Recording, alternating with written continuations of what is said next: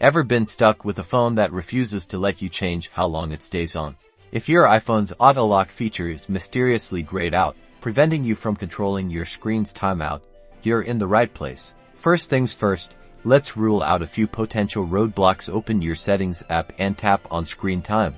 If content and privacy restrictions is enabled, that might be the issue. Tap on it and then enter your screen time passcode if prompted. Inside this menu, locate and check if content restrictions are affecting auto lock. Toggle it off to allow changes to this setting. Next, make sure low power mode isn't the problem. Auto lock settings become limited when this mode is active. To conserve battery, check the battery icon in the top right corner.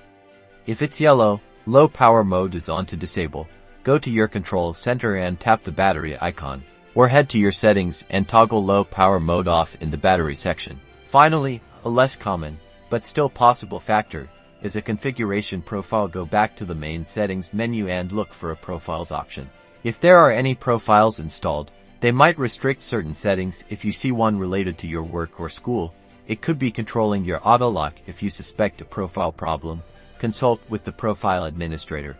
By checking these settings, screen time, low power mode, and profiles, you can often regain control. With a few simple adjustments, you'll be back in charge of your screen's timeout settings.